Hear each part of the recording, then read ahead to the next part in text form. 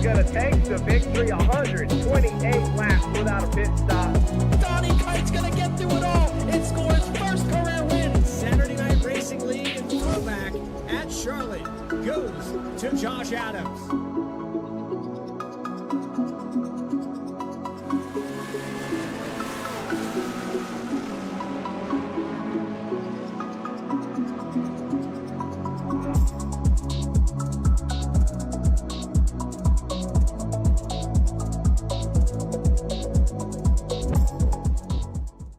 Racing isn't easy, but experiencing it is.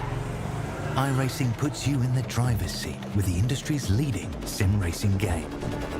Drive on laser scan replicas of the greatest racing circuits from around the world.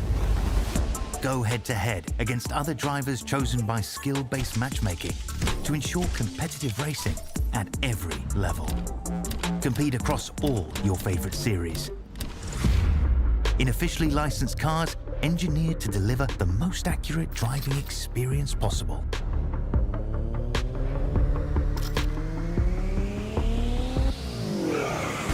Join a race or host your own with players from across the globe. Race against the computer or in a league with friends. Feel the thrill behind the wheel. Visit iRacing.com.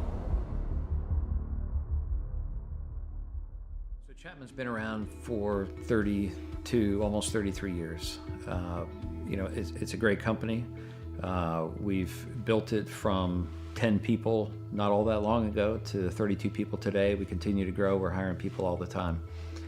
If there's one thing that I could do, like before my time is up at Chapman, it is making sure that we've built a company that will stand the test of time. And my goal as the current owner of the company, or one of the owners of the company, is to ensure that we can pass the ownership of the organization on to the next generation of people coming up the ranks today.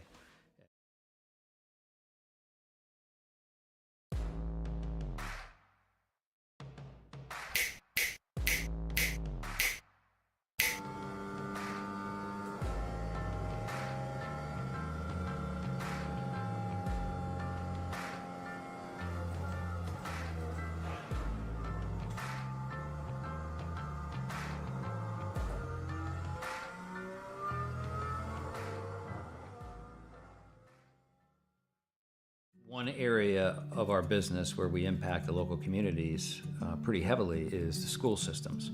So we work for school systems all over the northern part of the state of New Jersey. We operate their water systems, their wastewater systems. We do a lot of their permitting and compliance work, and we ensure that the water that the kids drink is clean. We go out and do the sampling to ensure that it's not contaminated. And we also treat the wastewater that's being generated at a lot of these facilities as well before it gets discharged to the environment. So we are supporting the local community through supporting the boards of education and the local school systems.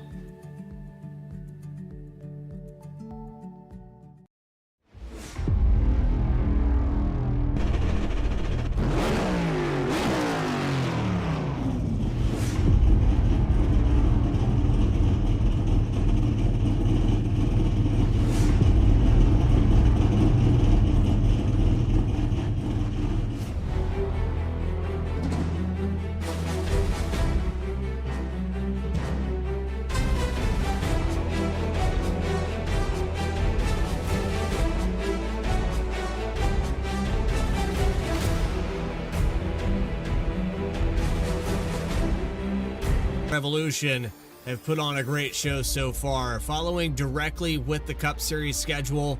It's a racetrack that's been reconfigured. Turns 1 and 2, shallow banked.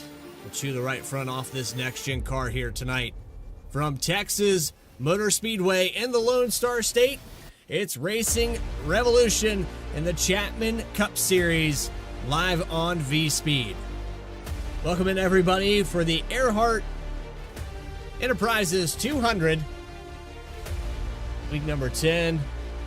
As we stand off in the points, it's not as dominant as it is in the Truck Series. But welcome in, everybody. I'm your host, Bradley Cooper, alongside Alex Gagnon all season long. And Alex, I mentioned there with the truck series just now, but how about this? We've got the same guy leading the truck points as we do with the Cup Series. It is fantastic for him, to say the least, but Jeremy Burns, he has a 17-point lead over Travis Gilbert and looking to grow that more here tonight. Yeah, but I tell you what, it's getting really busy behind him. There is not a lot of separation behind Burns at the moment. You know, you see Travis Gilbert there, 17 points back, and if you were to make another 17-point jump in that gap from first to second, you get all the way down to Trevor Keith there in seventh. And winners scattered throughout this top 20 right now. Guys like Gilbert, Fourchette, Linz, Richie, Alves, folks who are really putting together some strong seasons to this point. But Texas is one of those places where it can really throw things off. You know, it's not just another mile and a half. Yeah, and with the reconfiguration, we were talking about the banking. It's much more shallow in 1 and 2. And with this next generation car not giving you a lot of feedback, it's very easy to oversteer in the middle of the corner, come out on the bottom, and step that right rear out. And we know how hard it is to save this car. We've seen stabs on the brakes. We've seen guys manipulating the throttle, doing everything they can just to keep the car from overcorrecting back into traffic. And that's really what it's going to take here tonight as we go 134 laps here today from this racetrack. But there's a race analysis up on the screen. 45-mile-per-hour pit road speed limit. 5 tire sets available. 2 green-white checkers, and the stage at lap 40. But with that, it's time to go track side, get the grid up on your screen, and we have our Coastal Financial Pole Award going to Travis Gilbert, who elected, he's gridded, but having a connection issue, so congratulations to Travis Gilbert on that top spot. But with the rest of the field, let's get underway for our grid. Dakota Floyd will start to his outside, a thousandth of a second separating the top spot. That is close.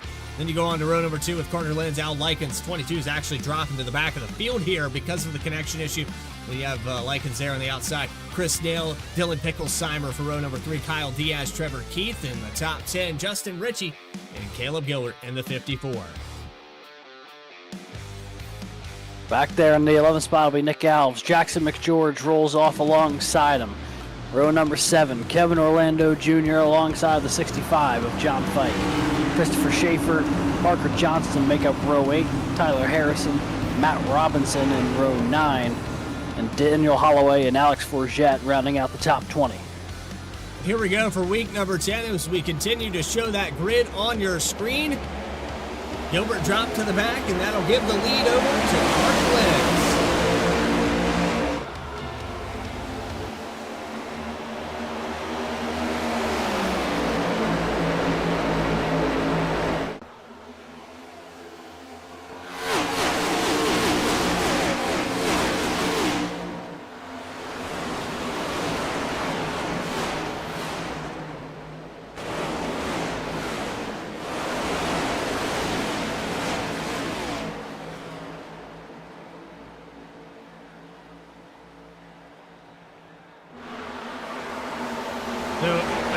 With the connection issue there from the 22, he's dropped all the way back to the tail end of this field and still continuing to have this problem. It might be an equipment malfunction for Travis Gilbert. Carter Lenz is loving what's happening right now. He got out to clean air, and that's what's going to be kind of a deciding factor in this race, especially with that banking in 1 and 2. Yeah, it certainly could be something to keep an eye on here as we jump on board with race leader Carter Lenz getting all the way down to the apron at the apex of the corner. Going to drift on up all the way to that outside wall. And when you get side by side coming off of turn 2, that's when that exit gets a little more precarious. But right now, Carter Lenz, a lot of space around him, free rein to get all the way down to the apron, really power down through 3 and 4. And he will lead his 3rd lap in a row here to kick this one off. Dakota Floyd trying to hold off a surging Chris Nail at the moment. Him and Trevor Keith are both up multiple positions right now. As you see Nail maybe going to try to make that outside lane work in the early going here. It'll work for a little while, but I can tell you this, if you can take a shallow entry into one, you can get to the inside, you can kind of force your way around this place. 3 and 4 is all about the bottom, but if you can learn to run the bottom in 1 and 2, you will benefit the most. And you can see here on board with Trevor Keith in the 15. This is the guy that needs a redemption. He's had 2 back-to-back weeks, I think, where he didn't even finish the race.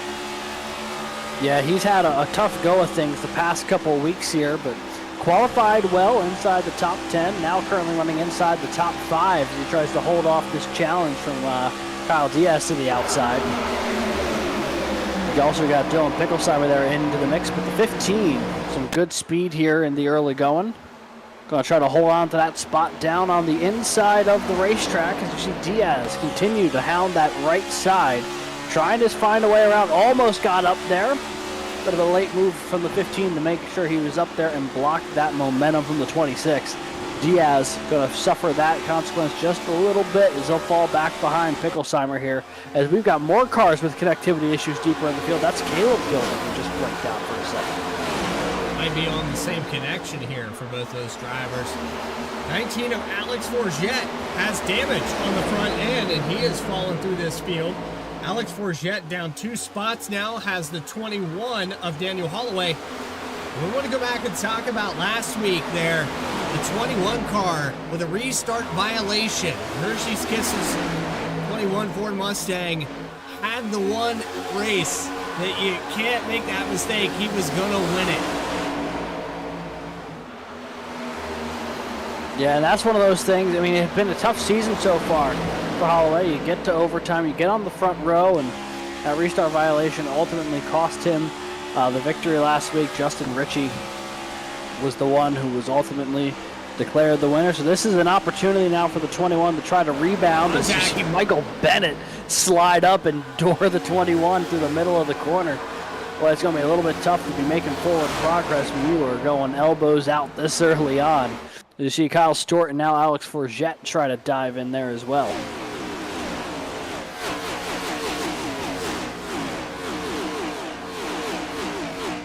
And so we don't have our camera aimed at him this week, but we do have our KSX pit barrel graphic. We don't really have pit barrels. I mean, they can hit the inside wall. But it's been a while since we've actually brought this up, so I just wanted to get it up there. KSX Graphics doing a fantastic job painting some of these cars. And you look there with Trevor Keith running in the background there in 3rd spot, trying to get around the 57 of Dakota Floyd for 2nd position. Door to door they go through the corner. No one gets the advantage off of 4. Floyd will have the spot temporarily at the line, but TK going to dive it back to the inside here. The 15 trying to wrestle it away. As Keith is going to hug that white line down at the bottom of the racetrack. Gets about half a car length clear.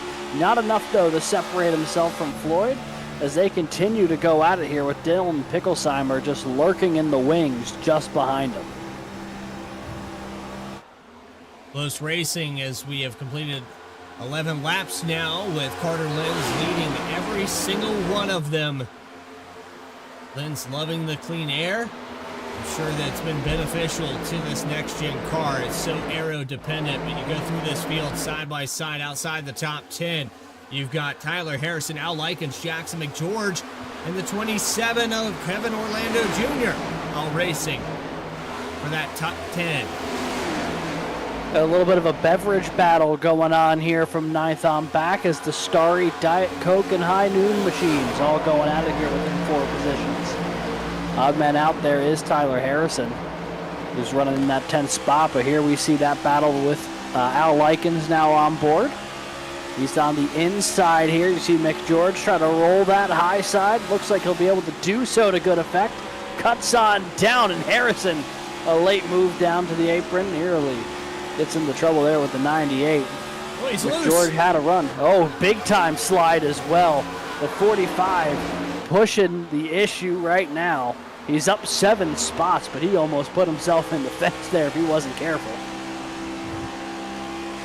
The Admin number 45 holds on to it somehow, but you know that once you burn off that right rear like that, it is very difficult to nurse it back to health, and he's probably going to feel that for the rest of this run. Again, we're going to lap 40. We're not even really a third of the way through that. No, we are just cruising along here. We're about probably just under halfway through this fuel run. They'll probably need to stop just before when the stage is scheduled if they were to run this tank dry. But already we're starting to see the effects here. Texas is a weird track because on fresh tires you kind of feel like Superman for a few laps. But if you don't take care of them in those opening couple laps, there is no way really to get it back once they go away. And it's so easy to overdrive it in the opening couple laps on fresh tires. And I have a feeling we're going to see that with a couple cars in the field here. As we continue to watch this battle up front, that is Picklesheimer and Floyd. Trevor Keith in front of him nearly lost it off of turn 2 there. He had to collect it. But the side-by-side battle continues for P3. Here goes Diaz to the inside. He'll hold on to that spot for now. Oh, sorry, that's Dakota Floyd. Diaz is coming up behind Picklesheimer here. And they are all nose to tail as they make their way back into 1. 57 really sent it there through 3 and 4 to defend that position for the top 3. Coming into this week, Dakota Floyd 11th in points, needs to get him some stage points to get up there and crack that top 10. Dylan Picklesheimer, he's had up and down weeks all through this season, but the 35 car looking really strong, started in 6th, up to 4th. Definitely has top 10 speed. We'll have to see how that long run plays out. We're not going to really get a glimpse of that here in this stage. These guys can definitely push it a little further than 40 laps. And the approach here with stage racing, when you split the race off like this, you take out the first quarter of the race and make it a stage as a guaranteed caution. These guys drive way harder than they would once we complete that stage and go on to stage number 2. Yeah, certainly. The opportunity to pick up a few points is important, but the other thing is knowing that you have that opportunity to come down pit road, get new tires, get fuel. Really enticing for you to kind of force the issue a little bit, see what you've got early, see how you stack up to the field early before you really settle in for that longer run in the back 2/3 to 3/4 of the race. We'll take a look here. Coming off of turn 4, it's still Carter Linz up at the front of the field. Half-second advantage over Trevor Keith, who's got a mirror full of Dakota Floyd right now. John Fike, these guys bringing it down pit road. Picklesheimer behind him. They might not be able to make it Picklesheimer upfield. pit from the top 5. Now, they certainly wouldn't be able to. Fuel window here probably at most about 35 laps, so these guys are going to try to split the stage and get ready to go for that stage break after lap 40. You see Travis Gilbert also down pit road, although that may be due to the connectivity issues. He is marked a lap down. And now more takers for pit road. And wow, overtake Trevor on the Keith. outside. A gutsy move there.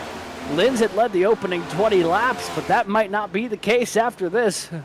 Daring move from the 15. Back that up a little bit. See if we can get a good angle here. We have a drone camera here tonight. It's a little foggy out here tonight. Yeah, a little humid. But yeah, Trevor Keith just drove it in there. I almost wonder if he drove it in there too fast. He got a black flag for it. Yeah. So he's going to have to serve that penalty. Costly when he was just about to maybe cycle out to the front ahead of Carter Linz, but luckily for him, this is still the opening stage of this race. We do know there's going to be a caution in about 18 laps. There it is, confirmed there. Black flag for speeding on the entry of pit road. As we are on lap 22, Trevor Keith stuck on pit road. Kyle Diaz continues to run out here on the racetrack. Now coming through 1 and 2 with a massive lead of 1.8 seconds over Jackson McGeorge. Diaz, McGeorge, Likens, Ritchie, and Alves right now. That lead group. Diaz putting in some time up at the front of the field, as it does not look like he's going to be planning on splitting this stage like a lot of the other cars in the field. He's probably going to let this thing get a lot closer to his the end of his fuel window, which would be about another 5 to 10 laps, depending on how aggressive he pushed in the early going. But Diaz right now just kind of logging laps up at the front of the field, getting some clean air on the nose of that race car. And we know he already had some good speed. He was running inside the top 5 before that pit cycle began. And you see he is shifting through the corners at this point, now that the tires have gone away a little bit. It's another factor in this next generation car, and it's tough to figure out exactly when to do it. And if you could master the art of downshifting kind of when the nose is starting to settle and get that power off the corner without burning the tires off. There's so many things going on here. You can kind of equate this to a Formula One driver. There's so many things happening. These cars getting more and more advanced. I think that's why I hate the next gen so much. I just want to hit the gas pedal and go. And I'm sure you are not alone in that thought. But that is the name of the game at this point when you are driving these next-gen cars. You know, for better or for worse, that is the way they've been designed. So it's just another facet you've got to be able to keep an eye out on. And some drivers have really adapted to it and really thrived in it, and others have really struggled with that adjustment. But that's also part of the reason a lot of the folks who are fans of the early gens of the car, or earlier gens of the car, love the Xfinity series. It's much more of that traditional stock car avenue versus kind of the next step for better or for worse that this next gen has taken here. As you see McGeorge peeling down pit road, Johnston there, Joe Goya also leaving pit road as well. And there is Tyler Harrison, who has shuffled back out through this pit cycle. He is outside the top 10, but of those cars who did come down pit road, he's about 10 cars deep or so. Just in front of him, Justice Murphy in the number 12 up 3 positions. Christopher Schaefer just did some off-roading. We want to jump back to that. The 23 got to experience the life of a lawnmower there for just a moment, going through the quad oval. So this will be coming out of turn 4. Probably got loose. So we can take the onboard camera. Just steps out. Yep. And just judging from the tire tracks there, it does not look like he was the first car to be having to do that exact same thing. It looks like there's 2 or 3 sets of tire tracks through the infield already. 41 of Trevor Erhardt going to the inside of the 23 car. 1 lap down for over half this field, and that's because of Kyle Diaz staying out. He now has the 54 of Caleb Gilbert going by to get a lap back. Caution is out. Al Likens is around. And that comes at a really interesting time. So much of the field was trapped a lap down on the pit cycle here because Kyle Diaz and company had not made their stops yet. We're going to have only a 11 cars victory for the stage win here because of this. Yeah, it's going to shuffle this out really, I think, in a big way. We'll see kind of who elects to come back down pit road, who's going to stay out. A ton of wave rounds are going to need to happen. Boy, big break there for Kyle Diaz. I think he was running long for that exact opportunity, and it fell right in his lap.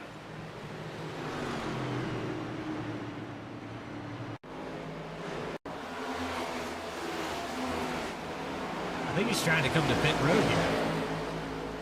Yeah, and just got wicked loose. Spins back up the racetrack, and that's where they throw the yellow, as he was getting dangerously close to the cars coming off of turn 4, but no actual damage on the car. And since he was trying to come down pit road here, I mean, he'll probably just do the same thing anyway, so really no harm, no foul there to Al Likens outside of regrouping this field. We had 11 cars on the lead lap, and we're about to see all 11 of them pour down pit road. Are we, though? Yeah, they're just shuffled out because they've shuffled in with all the cars who were a lap down. So here comes that lead group. Carter Lynn's also electing to stop here. He had already come down pit road around lap 20 or so. But yeah, everyone in that lead group coming down pit roads as they needed to stop for fuel here in just a couple of laps anyway. Including last week's winner, Justin Ritchie, into his box there, overshot it actually a little bit. He is electing to take fuel only on this stop. Interesting. I am really intrigued by that call, given that, Texas is not the kindest racetrack to tires, and when they get going, it's still going to be about 6-7 laps or so probably till the stage end. Well, it just got a little more interesting here for stage number 1 from Texas Motor Speedway, race number 10 of the season. Don't go anywhere. We have more coverage to continue live here on V-Speed. It's the Erhardt Enterprises 200 from Texas. More coverage of the Chapman Cup Series right after this.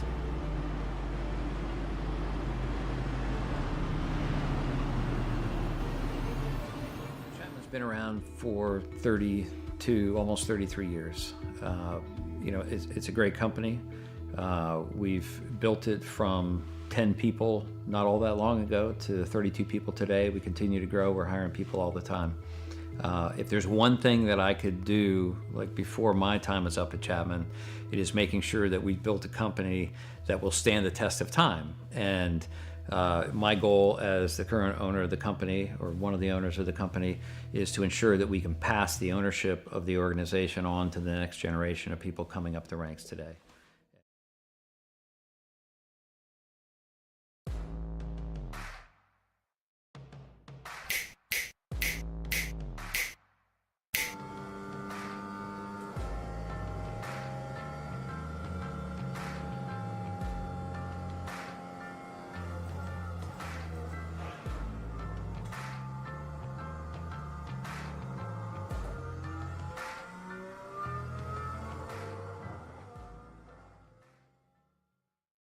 One area of our business where we impact the local communities pretty heavily is the school systems.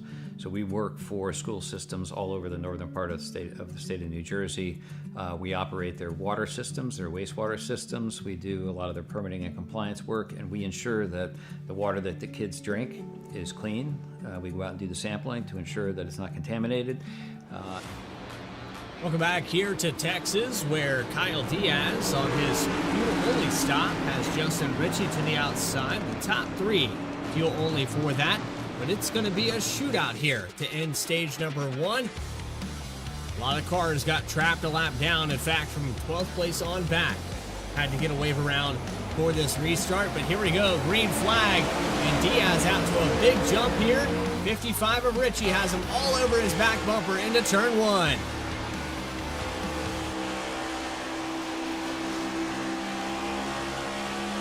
This is last week's winner, getting a little sideways there. Going 3 wide here into 3. Got Burns all the way down to the inside. That's Reed in the middle. How about this? We haven't even talked about this guy yet today. Usually he's a factor everywhere we go, but Burns has been lurking tonight. In the number 9, he has a real shot at taking this stage away from the 29 of Diaz. He's on 4 fresh ones. That he is, and he is making headway here. He's just behind that 39 machine of Grant Turner. The two of them reeling in race leader Kyle Diaz here. Only 5 to go in the stage this time around, and Kyle Diaz falling back. Grant Turner is there, so is Jeremy Burns. And we've got ourselves a new leader here at Texas, but it might be changing once again as here comes Burns to the inside. On board now with the 39 of Grant Turner down the backstretch, blocks to the inside, keeps the 9 at bay. So 4 laps to go. He's got to hold off the 9 car for these next 4 laps. There is a lot of pressure being applied right now by the 9. He is running within a car length of Turner here as they go down the back straightaway. There's the foot cam for Grant the Toes Turner as he tries to hold on to a stage win here. He's got Burns and Reed. Reed now closing in on the 9 bumper. He's going to make this an interesting little battle for second there, coming off of 4. As they'll accordion back out just a little bit. Schaefer and Fike door to door for 4th. Reed finding his way to victory lane there in the Truck Series. I think he's getting a little more hungry as these seasons go on. 91 car chasing down Jeremy Burns and Grant Turner. Grant Turner doing a fantastic job proving that he can lead some laps. Car in the wall, that was the 91. 23 on the outside. Christopher Schaefer looking to get some stage points. He has John Fike to the inside. Remember, Fike had a fantastic start there. Started on the pole at Talladega, but did not get the finish as they look 3 wide off of 2. Battle for the lead We've got a battle for the lead. Jeremy Burns up high, Grant Turner down low. Here comes Michael Reed as well. Carter Linz, the 4th car in that mix, 1 lap down, trying to get his lap back as Reed hits the wall again. Photo finish at the stripe. It'll be 1 to go here in stage number 1. One more time around for stage 1 at Texas. The 39 car looking to rebound. He gets a little contact. He's going to touch the 9. Coming off of 2. He's really got to send it here into 3 and 4. And send it he will. He drives it in deep. Half a car length ahead of the 9 through the apex. Is he going to hold on to it? Oh, it looks like he might. Woo! Grant Turner, stage winner here at Texas. Boy, I don't remember the last time we've seen a stage win battle that thrilling. 5/100ths of a second there. You could tell he forgot to breathe those last 3-4 laps there, man. He was cooking. Yeah, that was some work here. And that was just for the stage win, but a hard-fought stage win there for Grant Turner. Very much worth noting the top 3 finishers that stage, Grant Turner, Jeremy Burns, Michael Reed, all cars who started outside the top 30 today. Some more playoff points there for Turner. Oh, so valuable playoff points. They add up over the course of a season, and every chance you can get. I know he had success in the Truck Series. He found his way to victory lane in Atlanta. Now looking to do the same thing here at Texas. He also won the Clash earlier this year, so he's trending in the right direction here. We take a look at this one more time. This is the last lap of that stage. They go to the 1 to go mark. Burns actually had the edge taking the final lap of the stage, but it's just how far Turner was willing to drive it in there in 3 and 4. Well, and he kept himself to the inside here. He gave a little touch there to the 9 to set him back, pulls the side draft. You just got to keep that nose in there because 3 and 4 is all about the bottom, and he really sent it into that corner. Burns really couldn't do anything about it. And as they come off of 3 and 4, the momentum's just there for the 9, but not enough straight away. 39 car holds on to it.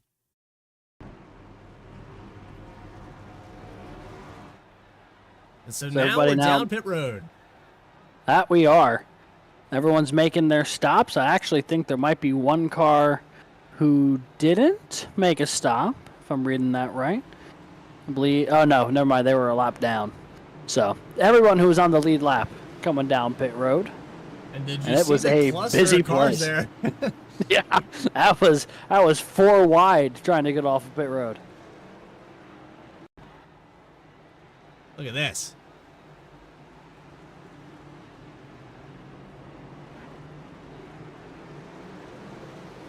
That was for the 13th position. Tyler Harrison's going to get it.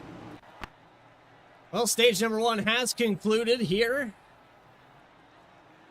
The Chapman Cup Series. More coverage here from Texas. We're going to take another quick commercial break and have some stage 2 racing for race number 10 of the season. Erhardt Enterprises 200 will continue right after this.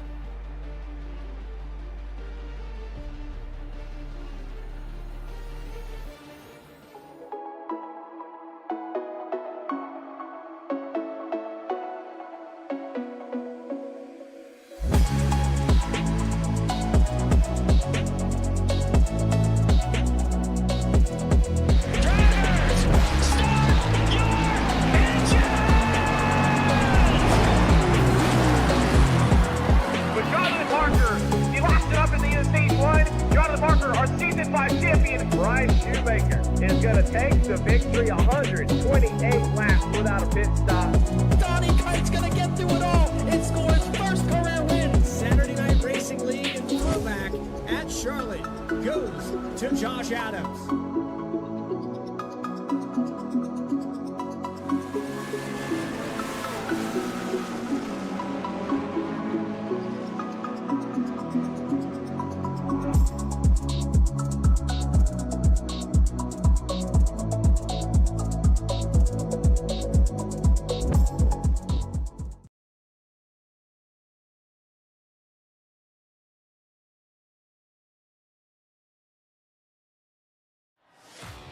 Welcome back here to our coverage from Texas Motor Speedway and race number 10 of the season. Grant Turner gets the stage victory and wins the battle off of pit road. He will be the command car to start it off here for the second stage of this race.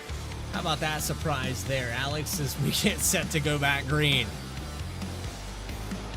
Green flag back in the air here at Texas Motor Speedway, and to your point, it was a fun end to stage number 1. Grant Turner, a great launch here on the restart, and Michael Reed immediately on the attack. He's looking to the inside of Jeremy Burns in 2.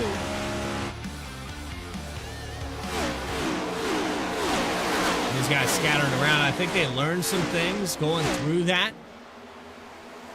That first stage with the weird split, not making it on fuel. Some cars come down around lap 15. Some cars stayed out all the way to lap 30, and it paid off. And now we're taking a look at this battle for the lead. It's Grant Turner and Michael Reed on the back bumper, trying to find his way around. Going to poke to the outside, up toward the wall. Going to see if he gets any kind of run going into turn 3. Not to take it this time by, but a lot of double wide behind him. As now, Call's going to take a look to the high side, but all that did was open the door for Jeremy Burns to try to pounce to the inside, back for second. So Reed moves back a position. You have John Fike in the 4th spot, looking to take away 3rd. You get trapped there on the outside through 3 and 4. You don't want to do that. Fresh tires, like you said, making him feel like Superman. Pass back here on Christopher Schaefer as the 45 of Tyler Harrison will take away the 8th spot. Take a look there. Side by side. That's Matt Robinson trying to hold on to that spot ahead of Alex Forget. That pit stop coming at a timely opportunity for the 19, getting that front end damage repaired a little bit. You see things getting really tight behind him with Bennett and Schaefer. The 14 actually had to get out of the gas a little bit. And Alves and Diaz immediately going to split the defense here and go around them on both ends. Jackson George has a front row seat to the chaos for the 15th position. But you were mentioning there just a moment ago with the 19, that's a 2-time winner here. A limited list of drivers that have a 2-time. I'll let you take a guess. It might be the guy that just took the lead away, who has that other Certainly might be. double win. He's got the lead, but I tell you what, he has not gotten a lot of separation from previous leader Grant Turner or John Fike, who's once again back up at the front of this field. Was looking really strong early last week before a wreck. And a little bit of contact there between Turner and Fike. Elbows out for second. That's just a touch. Yep, just a little bit of a bounce. Sometimes they will remain side by side here. Sometimes, Alex, you hear that audio of car outside, but it doesn't really mean anything until that car actually touches you. Then you know. You can't confirm it. There's a difference between car outside and car alongside when you can reach out and smack it. Yeah. And that is what happened there. Both of these guys making contact with one another. Fike's going to take that spot. Here comes Al Likens, who had that spin back on lap 29. He's worked his way back into the top 4 here, and he's looking for more, trying to get around Grant Turner. He's got Picklesheimer and Reed just behind him, but the 13 machine, a big rally here since that spin. About the battle of the beverages. Well, we're having a little bit of a battle of beverages as the car hit the wall. I think it was Grant Turner. Yeah, Matt Robinson also hammered the wall off of 4 there. There was multiple cars who had some issues coming off of turn 4 that last time around. Turner got a piece of it. Robinson got way out of the throttle. Just goes to show, especially when you're running side by side, it is a lot more difficult to judge where your corner exit needs to be versus if you're running single file. Riding on board here with Caleb Gilbert. He was trying to pass on the inside of Tyler Harrison for the 7th spot. You can see a lot of this all the way through this field. They're still fighting it out back here in 19th position. A little off pace right now for your 4-time champion, Rob Rader, making his first appearance in, I think, 2 weeks. And now Rader up to 19th from his 28th place starting position. Starting to make some headway, but a long way to go to get back up to where the 53 is accustomed to running here. He has plenty of work to do in front of him. But first things first, he's got to reach out there and try to reel in Jackson McGeorge, who's put up about 5-6 car lengths of a gap here over the 53. So he's got a little bit wrong on of that. So correct me if I am there, Alex, but I feel like it's been a week or at least one that the 53 hasn't been on the racetrack. Yeah, he wasn't, I don't believe, able to make it to Talladega last week. And then the week before that, I'm trying to remember if he was there. I'm unsure. But definitely it's been at least a week since we've seen the 53 out here fighting for position, as we'll jump up to this battle for position. Tyler Harrison, Michael Reed. Harrison just took that spot away. Reed trying to reclaim it. It's the battle for 6th right there on your screen. So Jeremy Burns finds his way to the lead, and that clean air benefiting the 9 car. Couldn't get it done on the stage, but he's going to try to get it done for this race win. He has now led 9 laps, and that's fitting. After starting in 31st position, he's gained 30 spots to be here. It feels like, well, he did. He passed the whole field to get up here. Yeah, I mean, he's not the only one who's had to pass a lot of cars here through pit cycle and under green.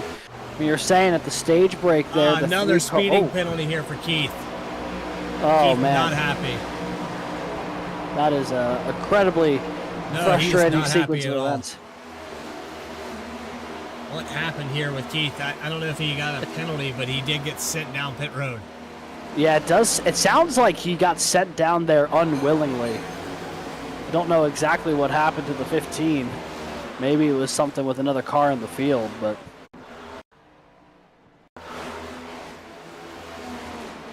Cook on the back bumper. 15 trying to pit. Cook gets into the back of him.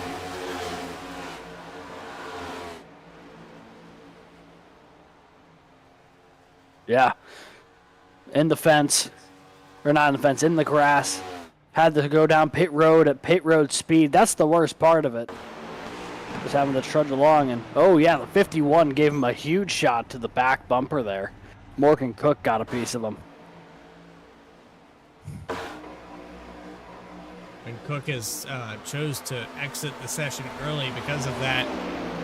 Probably feeling a little bit guilty there for that situation. Seeing some side-by-side, though, back here for the 5th spot. Harrison on the move. Yeah, he's done a really good job here since that restart, working his way through the field. Picklesheimer and Reed, big-time contact. Picklesheimer almost ends up in the fence. They're 3 wide through the quad oval. Oh, boy, that got really narrow going in the 1. But everyone found just enough space to get out of that unscathed. Back this up, and here's Picklesheimer hitting the wall. Michael Reed nowhere to go after that bounce, and then the 3 wide. I thought we were going to see it again. Tell you what, that was a phenomenal job there from Picklesheimer on the initial shunt back up toward the start-finish line wall to not get a piece of it. He cut it to a razor's edge, but was able to keep that car collected and then making sure it didn't bounce off of anyone else. And both of these guys continued to run the top 10 despite the contact.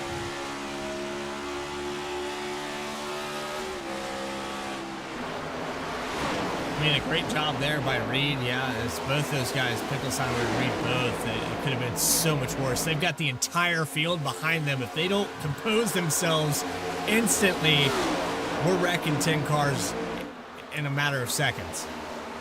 Yeah, we would have had the big one here at Texas, which is not a place that's particularly common for that, but that very much could have been the case here. As you see Diaz hold on to that spot right now in 10th. Picklesheimer trying to take it away. He's got Christopher Schaefer, Trevor Erhardt just behind him as well. Oh, look who picked up another spot.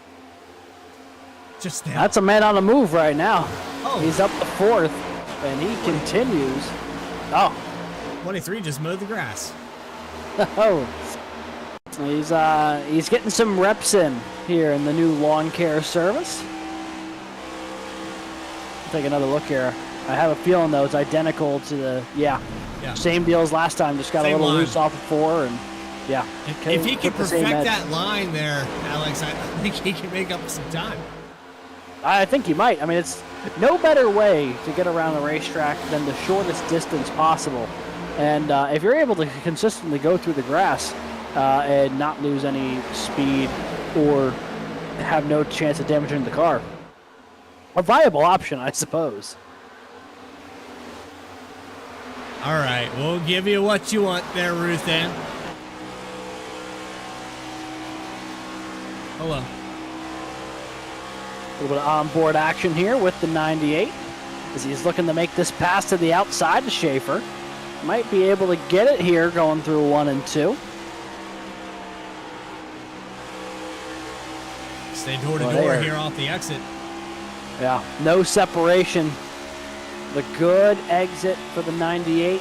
Able to take that all the way up to the wall. He will clear Schaefer and move into that 13th spot. Sets his sights on Dylan Picklesheimer, currently running in the 12th position. Jackson McGeorge down 1 spot from where he started, but rebounding now as we approach 25 laps on this stint.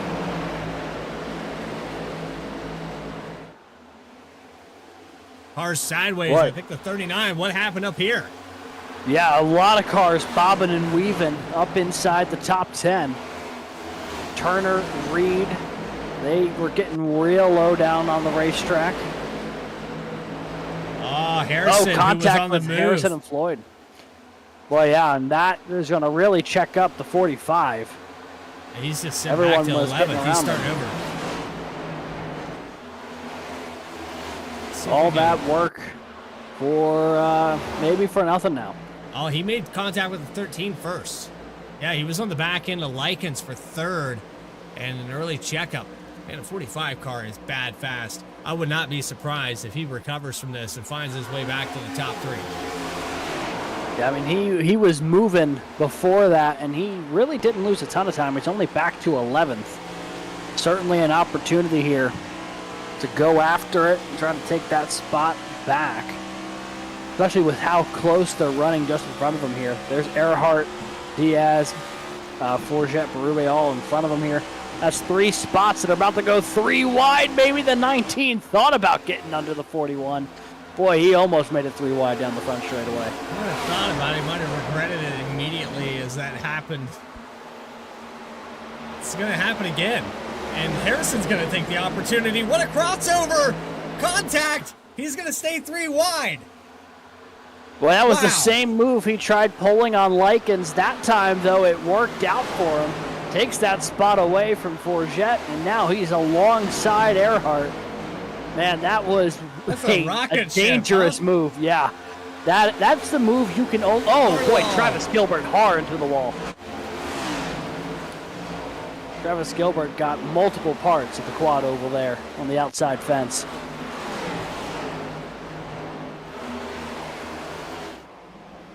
I feel like I keep cutting you off, but these guys keep doing something.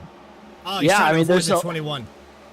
Yeah, there's just a lot to cover out here today. I was about to say, before that though, when we were talking about the 45, that's a move you can only make if you trust the speed of your race car to make a move like that and to make it work, which he did.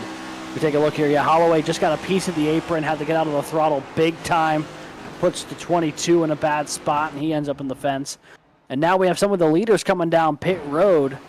John Fike, who pit from 3rd place, is now maybe getting on a bit of an alternate cycle here from the leaders. Little toss up here, and a little bit early. We were talking about around 35 laps or so at max. Like down pit road at lap 28 on this stint. However, you've got a massive lead right now. If you're Jeremy Burns, you're probably thinking, I'm going to stretch this run out to the absolute max. Take it all the way to the last drop of fuel. Got to be perfect on the entry. I have no doubt that the 9 car can get in and out of this pit. No problem. It'd probably come out somewhere around 3rd to 5th position. You'll lose a little bit of time by staying out there. For these guys that short pitted, you will see Fike probably advance a little bit. You'll see some of these other guys pull this strategy. We've seen the undercut time and time again here on V-Speed. But if it stays green, it backfires. The 9 car is so fast right now that if he stays out to the very end of this fuel run, and I'm not telling him anything he doesn't know. Well, apparently he didn't believe me. The 9 car's coming down now. Yeah, and here comes Jeremy Burns into pit road. Al Likens to take over control of this race. Jeremy doesn't run the broadcast in the background, apparently. Sounds like more of the leaders looking to come down pit road here. Sounds like Dylan Picklesheimer about to make his stop as well. So green flag pit stops once again underway here from Texas Motor Speedway. We were not able to... That's a 26. Whoa! And Picklesheimer's around. So is Diaz. Somehow we stay green. I think the 41 and the 26 got together. It's Trevor Erhardt and the 41.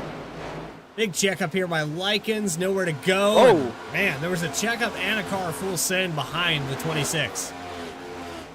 Yeah, Trevor Erhardt carried way too much momentum down into the entrance of pit road there, as the 26 had to check up for Al Likens.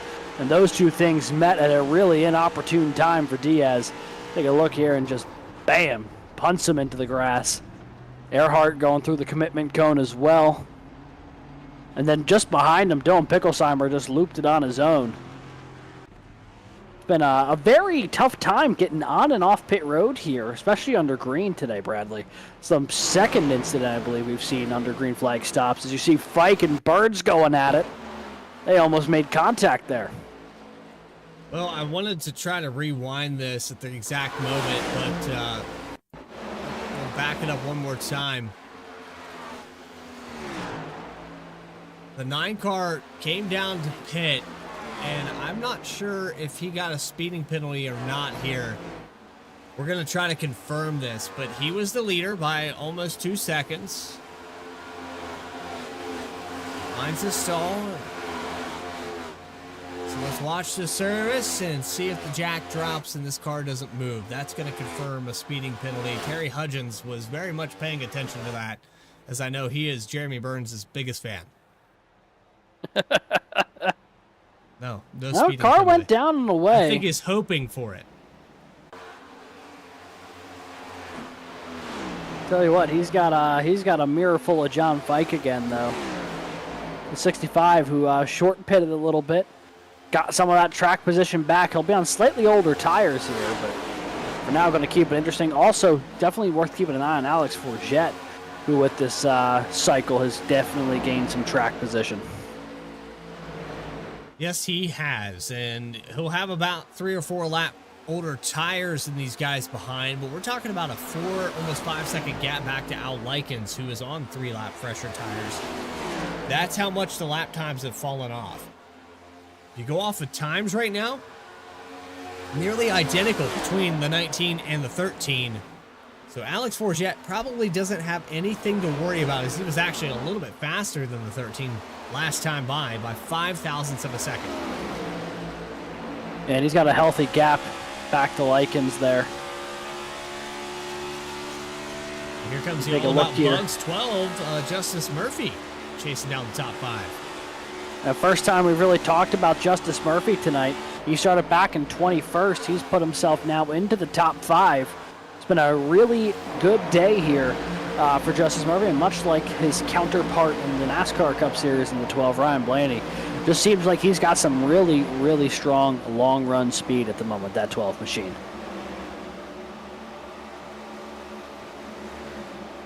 You know, just this past week, you mentioned the Cup Series, and we'll be going on to Kansas next Wednesday. But we just saw an event there where Blaney definitely had the speed. Larson was one of those cars up front all night, but then we just threw Joey Logano out there. I don't even know what happened. I don't think And I'm not taking anything away from anybody that's a Logano fan, but I don't think the right Penske car won that race. It has not really at any point this season. Blaney's probably been the fastest guy in the series and just can't catch a break, but neither here nor there as we're watching on board here with the Skycam for the 12. He's only about a couple car lengths off of Likens here. He's got some good chances here to try to reel him in. But if he gets around the 13, that's where it really opens up. It's about 4.5 seconds between Burns, Fike, and Forget, and then back to Likens and Murphy. Definitely some battles kind of scattered throughout the field here, but that pit cycle, I think, really shuffled himself up as you see Holloway and Orlando Jr. here go in the battle. The 21 on the inside, the Candyman trying to make that move work as you see Orlando Jr. up higher. This is the battle for 19th.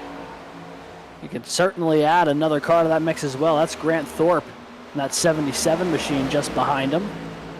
This looks like Orlando Jr. going to be able to power pass on the outside just for a moment. Holloway, though, still has a nose there trying to hang with him.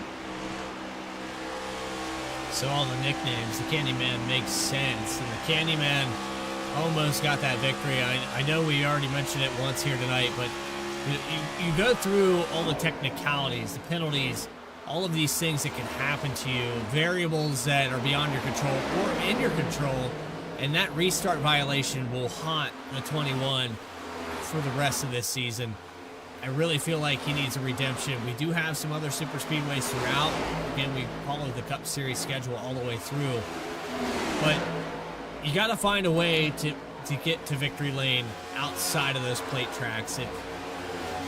It's frustrating to be that way and say those things, but you really do have to master every single racetrack. There's guys out here that do well at every single venue, and one of them is leading the race right now. He took over the top spot through this cycle. We're talking about 2 wins, looking at 3 now in this 1.5 miles of Texas. Jeremy Burns proving to everybody that he deserves to be the points leader. Yeah, he's doing a mighty fine job right now. Looks very in control with what he's doing at the moment. Does not look particularly bothered.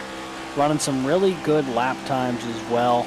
You know, still south of the 32nd a lap mark. He's looking really strong at the moment. You see now, just putting a little bit of distance to John Fike and Alex Forget. Still within a second, but he's probably pulled out about another 0.2 or so since that pit cycle. Fike and Forget, that's going to be a very fascinating battle for second. Those guys on basically equal tires, running for, runner-up spot at the moment. Big points in that spot right now as they're trying to settle this one out. Forget, a multi-time winner this season. John Fike still looking for that first this year. Had a great run going last week till it got cut short. Maybe this week, though, an opportunity to avenge that. And you're also seeing a battle for the 4th spot as the All About Bugs number 12 will try to get to the inside. He will succeed at that into turns 1 and 2. Can he hold it down there and stay at the door? You know you want to hold that fender, as Dakota Floyd's actually going to throw an asterisk on this and says, okay, it's my time, but the 12 choosing the bottom. 13 had it clear. He'll cut him down late, and Floyd has to open up a whole 3-way battle for 4th.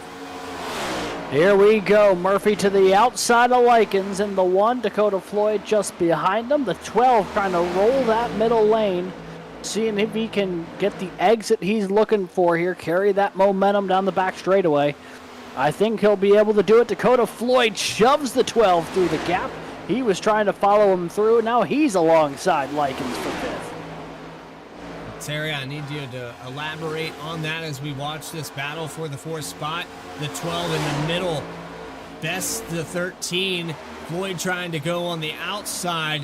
1 and 2 on the high line. Hasn't worked just yet, but Floyd going to pinch down on the exit. 13 gets loose, and he will prevail. And Floyd's going to carry that momentum off the corner. He'll get to the inside of Justice Murphy. A 2-for-1 special this lap for Dakota Floyd. And he's going to be able to clear Justice Murphy off of 4. New 4th place runner Dakota Floyd. Great sequence of corners there for the 57. And now that I'm thinking about it, I have a feeling he's asking you about the pork shoulder there, Bradley. Oh. Well, you figured it out. Yeah, it was excellent.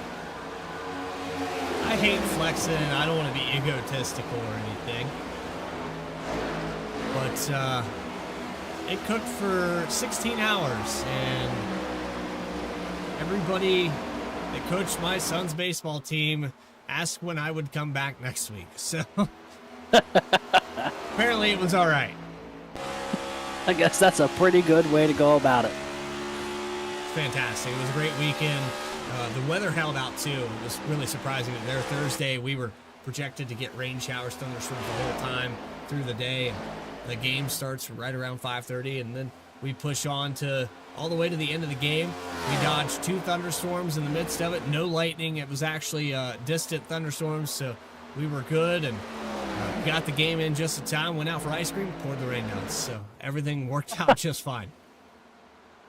Couldn't draw it up any better.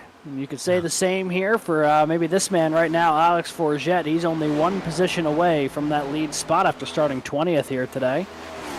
Very much like Justice Murphy, just someone who's kind of quietly gone about their business to pick up these positions so far today. We know he had that front end damage early on in this race, but he was able to repair that, and that car seems to be running mighty fine right now. So both of the multi-time winners this season running first and second right now, with just over 40 laps to go from Texas.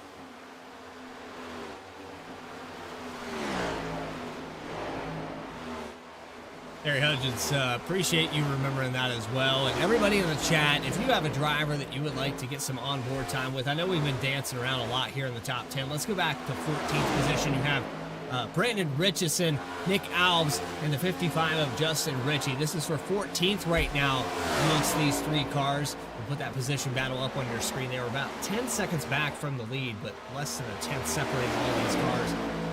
So much going on throughout this field, but it seems to be kind of a tandem all the way back to 20.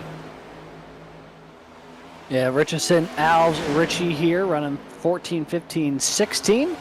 Could throw a blanket over all 3 of them.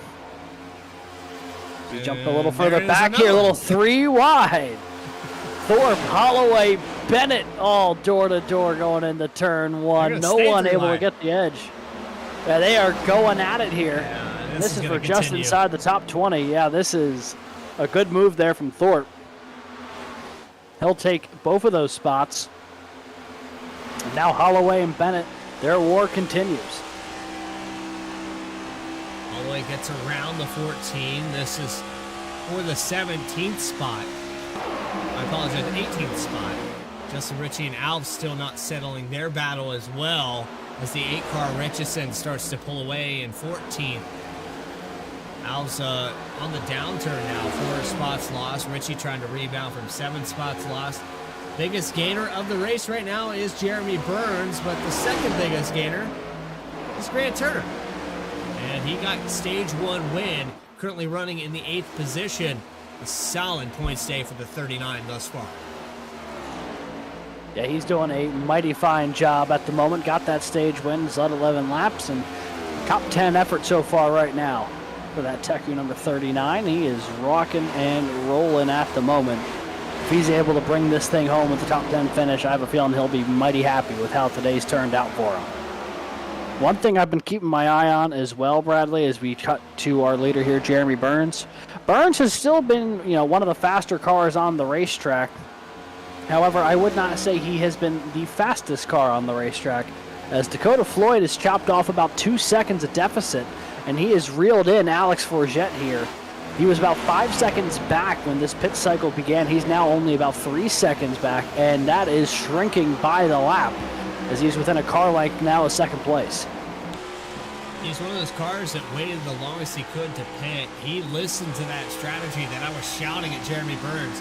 However, the lead is over 3 seconds down the backstretch. It's 2.8 to Forget and an additional, tenth and a half here to Floyd as we run on board. So this is going to be a tall order. When Floyd catches him, that's going to be the time Jeremy Burns comes down pit road. So this strategy, good enough for a top 3? Probably. But does it get you the race win? I don't think so. Well, it also depends on when folks decide to come down pit road, because I'm starting to do the math here, Bradley, and it's only going to be a couple more laps before people start coming down pit road for the final time here today. If they come down pit road even now, they should be able to make it all the way to the end of this thing. But something tells me they'll probably stretch it just a couple more laps to be safe in case there's a chance of a green-white checkered. But it'll be really interesting to see if anyone tries the undercut again here. It worked for a little bit of time on the 9, but it really seemed to be a losing effort overall for Jetton. You want me to sabotage this whole race? I was shouting at Burns to stretch it out as far as he could, and then Floyd did that. Now I'm going to shout at Floyd, and Burns maybe does the opposite. I'm going to tell him to shortcut this pit now. I'm going to tell him to come down immediately when that fuel would be at that window, and I think here is the time. So come down pit road, get those last 2 seconds on Burns, see how long he stays out. Unfortunately for Floyd right now he's in the mind of Burns. He's on that relative. And for the 9 car, he's going to probably pit immediately after you come down pit road. Yeah, and if you're the leader, that's what you got to do. You got to try to close off any advantage, try to mirror what they're doing to maintain that gap. Yeah, the 19. I mean, he came down pit road a couple laps earlier than the 9 on that initial stop. Not surprising to see him make a stop here. You see Rob Rader down as well. Burns' last lap was a 30.5 or 5.3. And now he's coming down pit road. The leader is coming down pit road. Dakota Floyd going to roar on past. He'll take the lead. Now I wonder, does Floyd try to stretch it out, or does he come down pit road the next time by? I would go one more. I wouldn't go any further than that. There's no advantage to it. We're talking about tenths of a second.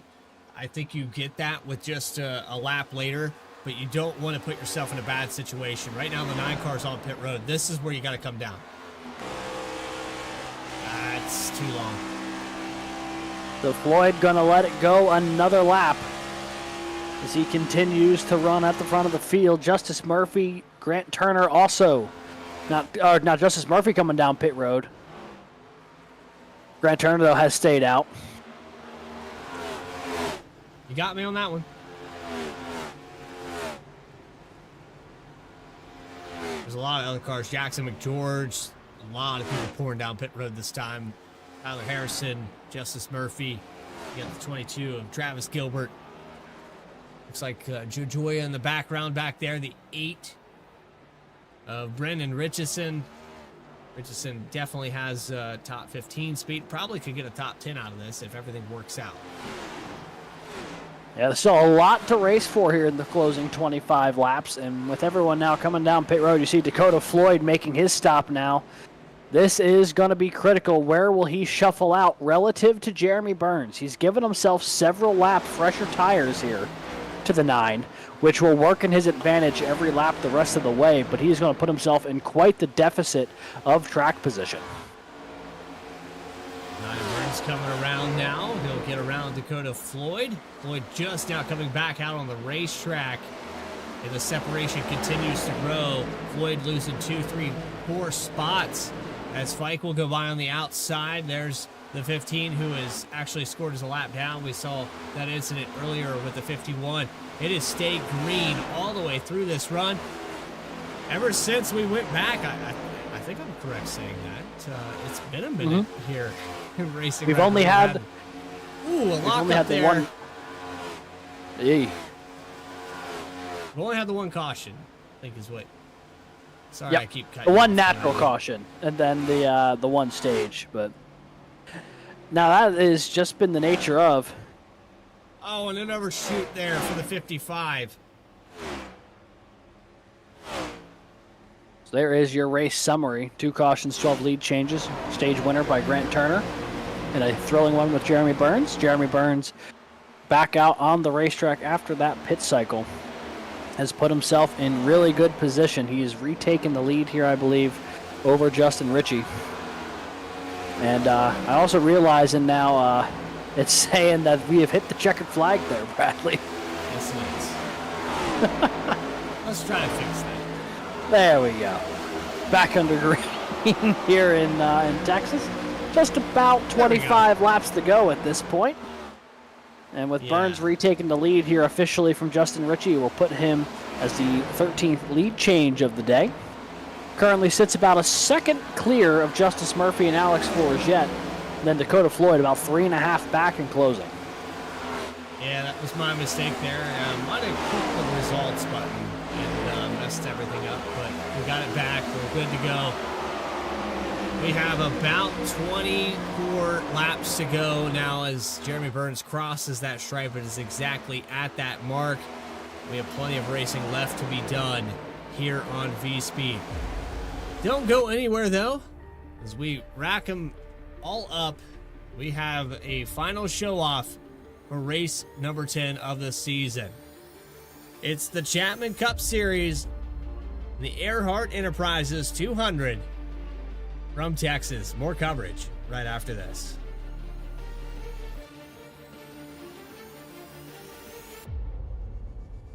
So Chapman's been around for 32, almost 33 years. You know, it's a great company. We've built it from 10 people not all that long ago to 32 people today. We continue to grow. We're hiring people all the time.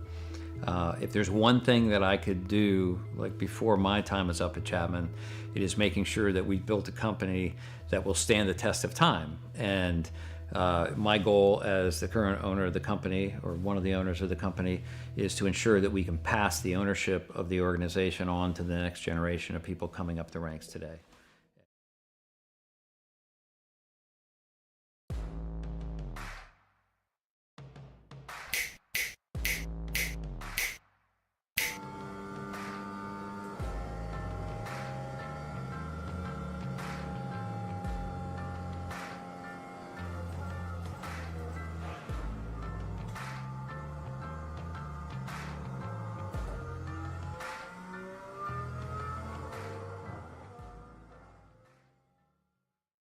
One area of our business where we impact the local communities pretty heavily is the school systems. So we work for school systems all over the northern part of the state of New Jersey. We operate their water systems, their wastewater systems. We do a lot of their permitting and compliance work, and we ensure that the water that the kids drink is clean. We go out and do the sampling to ensure that it's not contaminated. And we also treat the wastewater that's being generated at a lot of these facilities as well before it gets discharged to the environment. So we are supporting the local community through supporting the boards of education and the local school systems.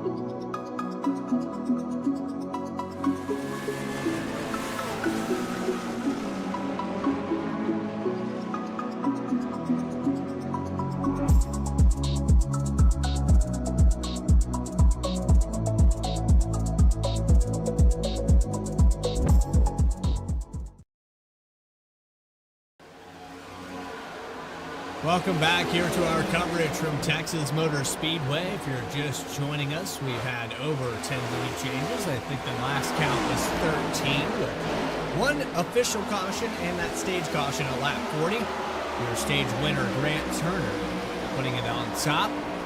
He is currently running, had track of the 39, but something must have happened to him. He's back in 23rd, a lap down.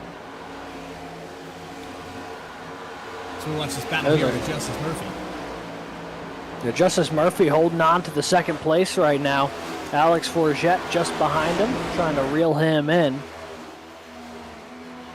What happened to our stage winner? Grant Turner was running in the top 10 before the pit cycle. Have to imagine he ran into some kind of issue on pit road.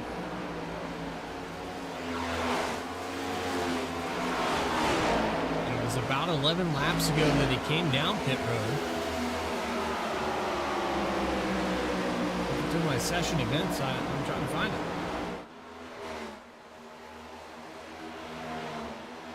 it. Either way, with 15 laps to go, the car that I'll be keeping an eye on here after the replay. Oh, what happened to Al Likens? He is infinitely losing bumper covers. I didn't know the car had that many bumper covers. Man, I really got to back this up. This happened all the way on the front stretch, and he hit the outside wall really hard coming out of the quad. And he did. Ended up on pit road. Oh, he may have had a little bit of help. Yeah, Rob Rader just drove through him. And then he hit a massive bump in the grass. Yeah. Oh. I'm surprised it didn't bring out a yellow. I'm floored. And now that is going to be marked as a DNF for Al Likens. He is out of the car and out of this race, which is a real shame. He had a phenomenal run going. But yeah, the 53 just hammered him. Look here with this top three as we approach 10 laps to go. Jeremy Burns 1.5 seconds ahead. Dakota Floyd, who stretched to run out an additional 2 or 3 laps to Jeremy Burns, is approaching this top three. We were talking about top three finish. It's probable that Floyd ends up in second place here. That is a realistic thing. But to chase down Burns 2.5 seconds ahead, he's going to have to make up more than just a tenth a lap. We only have 10 to go. He needs about 3/10 a lap. Yeah, he made up about a second over the past 8 to 10 laps, but that rate is simply not going to be enough if he's going to try to track down the leader, but it would be enough to put him into a podium position here. As you see, second, third, and fourth all starting to come together a little bit. Justice Murphy, Alex Forget, Dakota Floyd, the lap car of Caleb Gilbert in the middle of this as well. He would be the free pass car should a late caution come out. You see the 57 now down to the inside, gets past the lap car, and can set his sights on those 2 positions ahead of him. All of these actively being contested for position here in the closing couple laps. Floyd, Murphy, and Forget. Should be a fun battle here. Floyd's on the freshest tires, but it's the farthest way back. And there was Jeremy Burns just crossing over on your screen, and his lead dwindling down a little bit here, running identical lap times with Justice Murphy. Alex Forget a 10th off, probably the next car to lose ground, as Dakota Floyd was a 10th faster than him. Like I said, it's going to take more than just 1/10 a lap for Floyd to be faster than Burns. He is going to end up in the top 3, I think, inevitably. But like you said, with a late race caution, I'm really surprised with Likens that it didn't come out. There was damage across the start-finish line there. I think Barney the flagman might have been sleeping. It may have been directly. Oh, yeah. Forget got a piece of it. Going to open up the door here for Dakota Floyd to take a look to the inside. And he will take third place away. He's now about 2.1 off of Burns with only about 7 or 8 laps to go. Crossover. Murphy, though, going to hold on to second. Forget fighting back to the inside. Going to try to take a look downstairs. Is there going to be anything working for him? Oh, he has a real... Oh, 54. Caleb Gilbert. Got loose from the dirty air there. He'll hold on to it. Look at this cluster of cars. This is for the top 10 with Justin Ritchie, Jackson McGeorge, and Brandon Richardson all over each other for 10th. That's a phenomenal battle here. Ritchie trying to hold on to that final spot in the top 10. Easier said than done, though. Here comes Richardson and McGeorge. The 8 roaring down the inside of the 98. Both of them within a car length here of a top 10 finish here today. They got to sort this out between themselves before they can take a run at the 55. The 8 got really tight off of 4. Close call there out of turn 4. Jackson McGeorge will take over 11th position. Justin Ritchie just trying to distance himself from whatever's going on back there.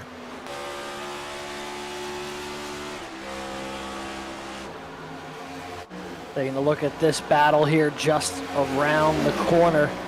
Grant Thorpe, Kevin Orlando Jr., Dylan Picklesheimer, 15th, 16th, and 17th. Look at how close they're running here. Oh boy, it's going to get really tight up before Thorpe's in the wall. Ran out racetrack there for Thorpe. I think contact with the 27 sent him up the racetrack. This is for 15th. And the way they're running, you'd think it'd be for the race win. They are going after it right now. Thorpe around the outside. He's going to take a look to the outside again here. This time around Picklesheimer.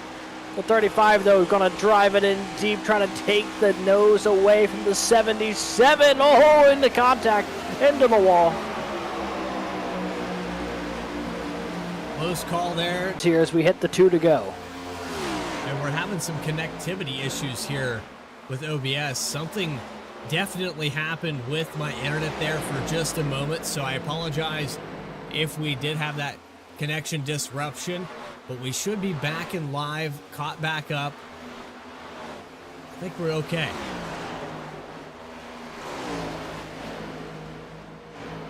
And this time around, Jeremy Burns is going to see the white flag presented by Erhardt Homes. Love where you live. So with that interruption, we will officially get the white flag. We've ran this race green since the beginning of stage number 2. Grant Turner gets stage number 1, but the number 9 of Jeremy Burns, who started back in 31st position, he's going to find his way to victory lane for the 3rd time in season number 5. Jeremy Burns, victorious at Texas.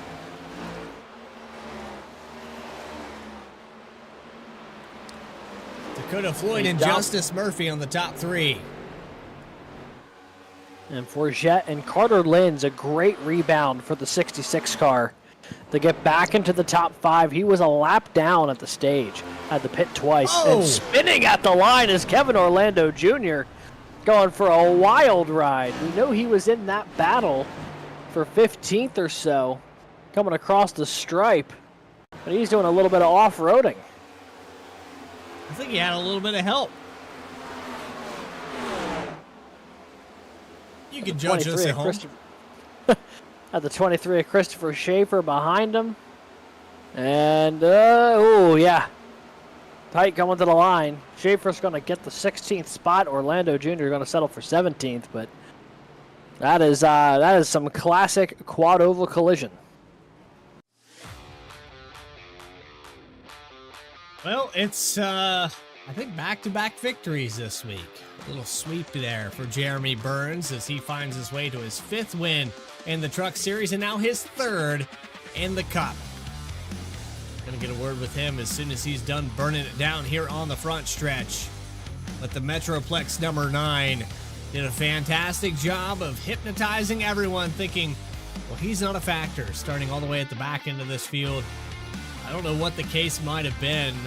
Alex, I'm really curious as to why this qualifying run went wrong. Maybe just snapped it to the right, blew the car up. I don't know, but started pretty much dead last here tonight. And he gains over 30 positions and leads 79 laps. Most laps led. He gets all but the stage win in this race. Yeah, and he only came up a couple thousand short of that one as well. But it's really interesting that you mentioned there's a lot of really fast cars who did not qualify well for this race today. Michael Reed qualified 34th, Grant Turner 33rd, Jeremy Burns obviously 31st, but even like Michael Bennett, Grant Thorpe, guys who we typically see in that middle to front and back, they qualified 29th and 30th, so it really kind of shuffled the running order a good bit to start today. And I think that's why we saw some really compelling racing through the opening half, and then when Jeremy Burns was able to get to the front, he just took care of business. Well, I guess it's time to bring him up here. Alex, I know you were sprinting to victory lane just now, so I think it's time here. Let me bring Jeremy Burns into the broadcast booth, and Alex Gagnon has caught up with your race winner, Jeremy Burns. Hey there, Jeremy. You got a copy? Yes, sir. I tell you what, did not see a ton of you in the opening few laps there with a not so great qualifying effort, but then you got to the front, right when it mattered most there to battle for that stage win. And then after we got going again, post-stage, it was the number 9 show the rest of the way. Talk to us a little bit about your day. What happened on the qualifying run, and then what was happening with your car once you got some fresh air on the nose? My throttle went out again, so that was great. And then the first couple laps, it started really going out. And then towards the end of that first fuel run, I was like, well, I'm just gonna go until it's dry. You had guys that were splitting it up, and I was like, yeah, at this point, I'm 14 seconds from going a lap down, might as well just stay out. I thought it was going to be a really long night, but then we got that lucky caution, and I ended up working out right for us, and I thought that was going to get a stage win there. But congrats to Grant on that, and we ended up getting second. But after that, just trying to set sail. And once we got clean air on the nose, it was really good, especially on the long run. I felt like I could get into 1 and 2 and maintain that bottom a lot better than some of the other guys out there tonight. So I felt like that's where I was dominant. And I was able to kind of blip the throttle through 3 and 4 to save a little bit of tire there too. So overall, it was a great race. Did the old last to first challenge because I had a penalty from last week, so I started at the end of line. And that was a pretty good race. Certainly was. In my opinion, anytime we only have one naturally occurring caution, it means you guys were doing something right out there. Yeah. What was it definitely. like? What was it like trying to run out there, especially when those tires went away, 25, 30 laps into a run? Particularly trying to get through 3 and 4. It seemed like a lot of cars were having issues coming off of 4 once the tires went away.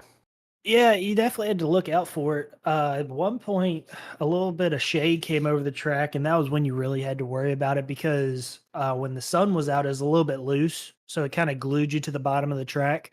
But when it got shady, you saw a lot of guys start getting a little bit high out of the groove, and that's when you get into issues. But just trying to maintain the groove and running 90, 85% for the first few laps of a run to get the tires properly heated up. And what I kept telling the guys tonight was if you save a little bit in 3 and 4, you're not going to struggle as much in 1 and 2, where you have to really be able to hold that bottom. And I felt like, especially myself and Alex were succeeding at that tonight. And I thought that we excelled expectations, and it was just great to be out front with some clean air and get this thing back in victory lane. It's been a while. It certainly has, but that does put you back on top with a series-leading 3 wins so far through the opening 10 races. It's been a couple races since we've seen you in victory lane, but how would you assess your season to this point? Points leader coming in, and I'm assuming leaving today, and you got now that 3rd win on the year. It's been a pretty strong start for you in the 9 crew.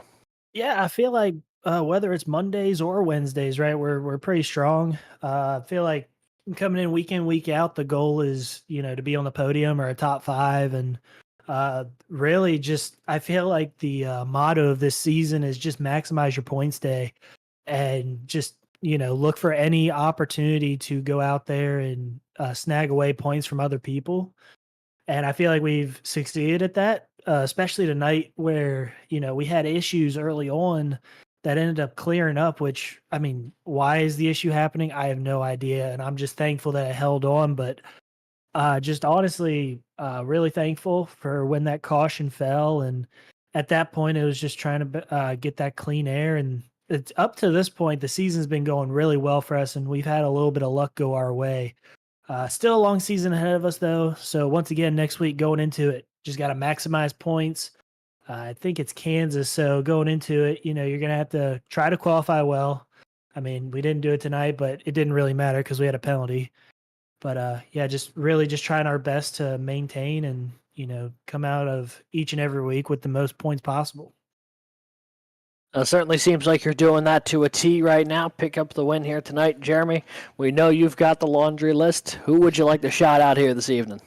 I definitely got to shout out my mom and dad, Josie, Coach P, Sonny, my grandma, Miss Betsy, Julie, Derek, Caroline, Shannon, Belinda, Betty, Colleen, Tommy, Chrissy, Dana, and Dylan.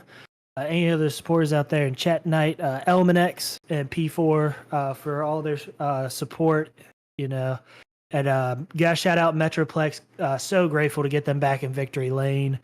Enginuity Power Systems for everything that they do in the series, Chapman Environmental, Buttkicker, Costa Financial, Ultimate Exterior Lighting, Erhardt Homes, all about bugs. You guys up here in the booth, Alex and Bradley, all the people over at V-Speed and the phenomenal jobs that they do, and the admins and drivers. So, yeah, everybody that was able to make this possible, huge shout out to them. And, yeah, look, you're going to see a little bit of different scenery next week. I'm actually moving out. That's why I don't have the Longwood banner up anymore. So that's going to be a lot of fun. And, you know, that's a great way to head home. Well, congratulations. I'm sure there'll be some positive momentum for your move. Best of luck with that. And congrats, and we will see you next week at Kansas. Yes, sir. Thank you, guys. That was race winner Jeremy Burns in the number 9 machine, leading 79 laps today. The closing 79 laps, more or less, on his way to his 3rd win of the year. I think I heard Metroplex is evicting him, is what I just heard. So, yeah, kicking him out. They've had enough of him, so. Yeah, and you don't get the rebuttal, Jeremy. I'm dropping you. Got him. It was a great job, though. Jeremy, congrats on the 3rd win there. And Dakota Floyd, Justice Murphy, we'll get a word with those drivers in just a moment. But, hey, Texas put on a great show. We had a really close finish there for stage number 1, and then a strategy call and a caution-free race for the entirety of stage number 2. Don't go anywhere. We have more post-race coverage in just a moment. You are watching the Chapman Cup Series live on V-Speed. The Erhardt Enterprises 200 post-race show. We'll continue right after this.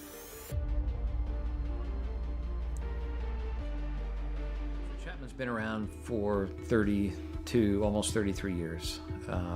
You know, it's a great company. We've built it from 10 people not all that long ago to 32 people today. We continue to grow. We're hiring people all the time.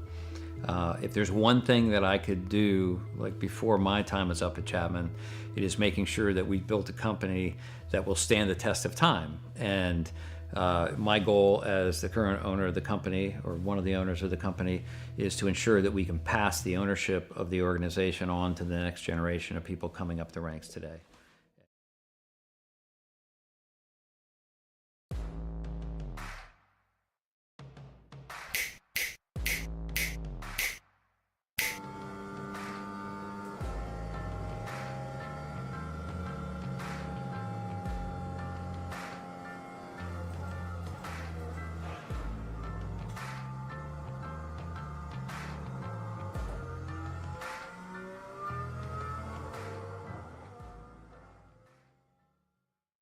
One area of our business where we impact the local communities pretty heavily is the school systems.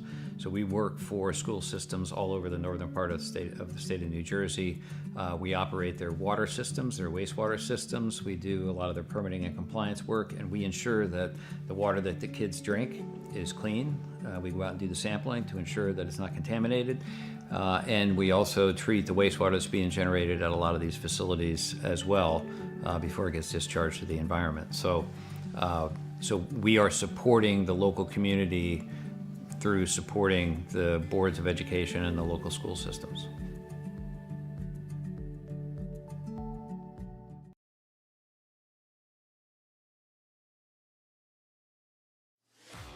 Welcome back to our coverage here from Texas Motor Speedway. Racing Revolution and the Chapman Environmental Services Cup Series has concluded 134 laps for 2 cautions, and your stage winner, Grant Turner, getting an excellent points day, 13 lead changes on the night, and it was green flag pit stops to finish out that second stage, 2 of them to be exact, and all cycles out from the end of the line penalty to your race winner, Jeremy Burns. Final results up on your screen with Dakota Floyd and Justice Murphy. We'll get a word with that top 3 in just a moment. We'll talk to second and third place. But Alex Forget Berube started back at 20th. There's a lot of drivers that didn't start in this top 10. And Alex, you touched on it there for just a moment. But a lot of drivers that didn't start in this top 10, they finished there, though. They clawed their way back up there. There's Carter Lenz with his recovery, who started in third. He's one of the drivers that felt like he deserved to be up here. He'll find a fifth place finish. Kyle Diaz, who got caught up in some things in the beginning of this race, he'll finish in sixth. Tyler Harrison, strong car all night, finishes in seventh. Rob Rader, who was quiet all night long, got caught up in some things. We'll have to wait and see how that all shakes out. But the 53 will finish in 8th. Justin Ritchie will finish in 9th. Jackson McGeorge in 10th. Moving on to the rest of your top 10. Brandon Richardson will get the 11th position after starting in 27th. More of these big movers, man. I mean, I'm going through here and looking at 30 positions, 18 positions, 20 positions gained. Everybody in the field flip-flops. Nick Alves is going to finish in the 11th or 12th spot. Daniel Holloway will finish in 13th after starting 19th. Grant Thorpe 14th. Dylan Picklesheimer, top 5 speed, but he's going to finish 15th. And then you have Christopher Schaefer in 16th. Kevin Orlando Jr. in 17th. Michael Reed in 18th. Michael Reed, another one of those cars that probably deserved to be in the top 5 here tonight. He had a lot of speed early, especially in that first stage. And then you move on to your 19th place finisher, Michael Bennett, another one of those cars that was bad fast, found his way up there very quickly, but ends up only gaining 10 spots. And then John Fike, who was around the 10th position. I thought he was going to rebound from starting on the pole at Talladega, but he'll finish in 20th. Back in the 21st spot, it will be Caleb Gilbert, 1 lap down. Grant Turner, the stage winner, will be 22nd. Trevor Erhardt, 23rd, is the last car, 1 lap down. Everyone else from here on out, multiple laps down here tonight. Joe Joya in 24th. Trevor Keith in 25th. Michael Call in 26th, just ahead of Kyle Stewart. Travis Gilbert, the pole sitter, who had connectivity issues all night long, will finish 28th. Matt Robinson, 29th. And Al Likens in the 30th position. And the rest of your field here tonight, Morgan Cook, 31st. Chris Nail, 32nd. Parker Johnson, 33rd. And Jacob Sirkovich in 34th. Early exits for all of these cars here from 31st down to 34th. There's actually also an Al Likens early exit as he got damaged there late in the race across that quad oval.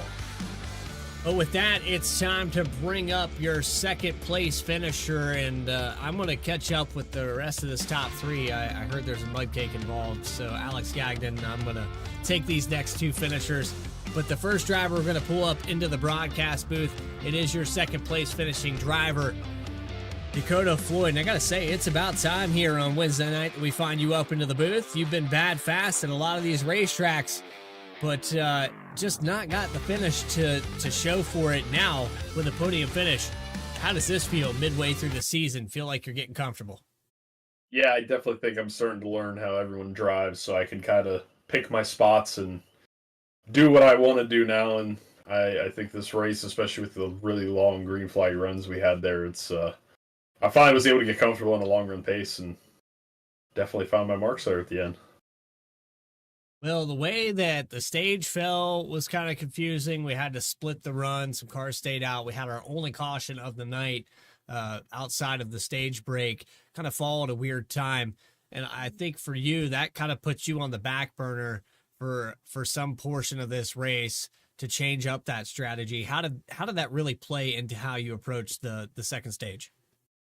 I definitely thought I was going to be in a lot worse position because I came out and I was pretty deep in the field, especially when most of us were single file there. So I kind of was at a point where I had to just go 100% and hope that I don't burn the tire straight off of it. So when we started that long green flag run to the end there, I was driving the hell out of it and hope that the guys in front of me were burning their stuff up more than me. Well, another question I have to ask is the Ray Brigg 57 has had stints in this season where it finds itself in the top 3. But do you think that this race, because it went green, really played into your wheelhouse? I know you're one of those long run drivers that really plans the strategy. Yeah, this definitely fit way more into my wheelhouse than some of these races we've done where short run was super important. So I think if we can get some more races like this for the rest of the season, I think I can keep putting myself in a good spot, maybe sneak a win or 2 here towards the end before playoffs. But yeah, I definitely would really like to see a lot more long runs like this. Well, outside of that, Dakota Floyd, I can hear the spring peepers in the background. I think you're outside taking a little break, maybe cooling off. Anybody you want to shout out while we have you up in the broadcast booth? Well, I definitely shout out the team. I know Morgan and Kyle didn't have the finishes they wanted. Kyle was having some technical issues there, but um, it's been a struggle for us so far at the start of the season. But I think we're all starting to find our groove and find where we fit at. So definitely shout out those guys. We've been toughing it out, but I think the second half will get much better for us. Shout out the league for putting the league on and handling all the incidents that have been going on. And I know it can't be easy to make some of the calls they have to make, but really appreciate everyone that puts this thing on and all the sponsors that help keep this league going, especially get the broadcast on. And thank you guys up at the broadcast booth for the amazing job you guys do with V-Speed.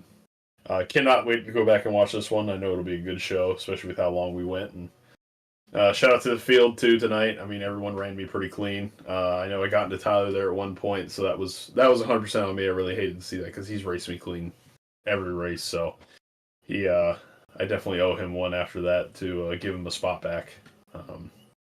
Well, you'll be happy to know, Dakota, real quick. I hate to cut you off there, but he did get into the back of a car in front of you, so I think it was just a checkup there.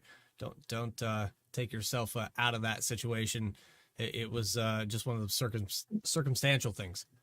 Yeah, it definitely was a tough call. I think I was a little tunnel vision there. I saw the three of them just get checked up so slow, and I was like, oh, if I could just send in the inside, I could get 3 for 1 here. But he came down and kind of closed the door there, so I should have checked up a little bit, but I ended up getting to his left rear and cost him some spots. But so I definitely owe him one there at some point. But yeah, and then thank you everyone that supports me week in and week out to keep doing this thing. Dakota Floyd, second place here tonight, led 5 laps. He'll come home with his first podium, I believe, here on Wednesday night. We look forward to seeing you in 1 week's time when we go to follow the leader at Kansas. Absolutely. Thank you guys so much. Have a wonderful night. So there you go, second place finisher, and we'll move on to our third place finisher as we get the rest of this top 3. It's Justice Murphy in the number 12. I gotta say, Justice, I'm mighty impressed here. Gained 18 positions from 21st spot. You had a real shot there at getting the second position. You went back and forth with Dakota Floyd. Even after that overtake, you stuck right with him all the way to the end. Yeah, it was a fun race. I think I was kind of weird down the middle of that strategy as far as the yellow flag before the stage. I thought I could have driven up a little further than I actually finished in the stage, but yeah, at the end, we kept swapping positions on the green flag pit stops, Dakota and I would, and then just would battle back and forth. We were talking about that before we came up here. Like my line in 1 would hold him up a little bit, and then he would have a big run in 3 and 4, and so we just kept playing that game. I thought I maybe could have held him off there at the end a little better, but 54 kind of threw a block late there, trying to keep me from getting to his teammate in the lead, and slowed me up enough. It let Dakota make up like 3 or 4 tenths on 1 lap. So either way, happy to come home with a third. It's a good finish. I keep needing these, so more of these you can stack up, the better it works out down the line. Yeah, and I feel like this isn't the first time we've heard your voice up here this season. You just putting it all together. I know that it was a struggle at some of these racetracks, and it was a struggle here in the first stage. How did that shake things up for you personally? I know we got the view of Burns and Floyd, but for you, that kind of seemed like a weird transition from mid-pack to the other side of the mid-pack. Yeah, I kind of got up to like 16th. We pitted, and I came back out, and I'm passing people, and I'm like, Carter didn't take tires. Like I just passed Carter, who was running up front, and this one, I mean, I had taken 2. I'm like, okay, this guy took 4. Still some guys that haven't pitted. And then when the caution came out, I was like 3 seconds from getting the lap back, which would have really set me in a good spot. But yeah, it was kind of weird, the transition from one to the other. We were talking about it. The track raced kind of weird tonight because of the really cool temperature and the fog. So like early on, you had to push a lot harder than you normally would, or else the car would just get really, really tight. So when it's going to build tight, and then you're in traffic, you're doing everything you can to get out of it. So once we kind of flipped to the front half, you're able to kind of drive like you wanted. And then I was able to kind of maintain the track position after that. I felt like probably could have had a chance at Burns. I think if we could have got a caution with like 20 to go and the top 4 of us there go put on 4 tires, we would have had a really, really fun battle. Well, I can tell you this, it was fun to watch overall. Caution free there in stage number 2. A fantastic race overall. Anybody you have to thank to put the 12 car on the racetrack tonight?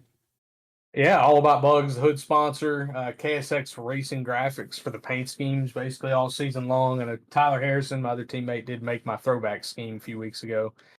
Chapman Environmental Services for the long-time sponsorship, our main partner.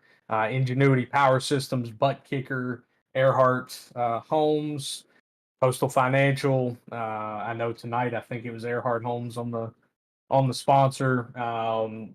Recharge Rally. All these sponsors that come in pay money to be on the races, on the cars, on whatever they're on. It's really good. Allows us to do a lot of fun things. So shout out to everybody there. Shout out to my teammates, Tyler, Jacob, Trevor, Keith.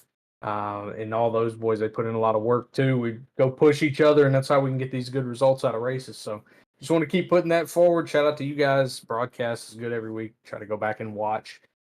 So yeah, appreciate you guys as well. Well, I hope you enjoyed this one. It was great coverage and a great battle there for that second and third position. Justice Murphy, we thank you for your time. We'll see you about 7 days here as we go to Kansas Speedway. Absolutely. Y'all have a good night, boys. There you as well. Third place finisher. Alex, I got to say, it was a phenomenal race here today, but we have more action to cover. Plenty of season left to go. We're not even at the halfway mark. We're just shy of it, but we have another racetrack to talk about here in just 1 week's time. Absolutely. Physically, from the Skycam, they might look a little similar, but they will drive very differently. Next week, Kansas Speedway on tap. One of the tracks that, dare I say, made a massive improvement with the next-gen car. I know a lot of tracks did not seem to have the same level of action, but this is a place that definitely has taken a leap forward thanks to the next-gen strength at the intermediates. You can catch that May 14th at 8:30 p.m. Eastern Time, week number 11 from Kansas. It's a 24-week regular season. We'll be teeing it off there in late August for that postseason coverage. And then when you run a playoff format, Alex, it really jostles things around. It makes you have to win races. It puts guys in weird scenarios that maybe dominated the regular season. Can't quit. You got to go all the way to the finish line. Again, 8:30 p.m. Eastern Time here on V-Speed. Catch all the action, flag-to-flag coverage all season long here on this channel. If you haven't hit the subscribe button, go ahead and do so. We have all the action through the week as we will have Saturday Night Racing League. They're wrapping up, getting closer and closer to the end of their season. I think it's one race left before we hit that chase format. And then you have Monday night with the Truck Series. You have Sunday with Apex. You have Tuesdays with QSR. And then, of course, you're back at the Cup Series in just a week's time. But for everybody, Adam Baker, my co-commentator in the booth with me all season long, Alex Gagnon, it's Bradley Cooper saying so long from Texas, from the Lone Star State. We'll see you next time. Stay tracking, everybody.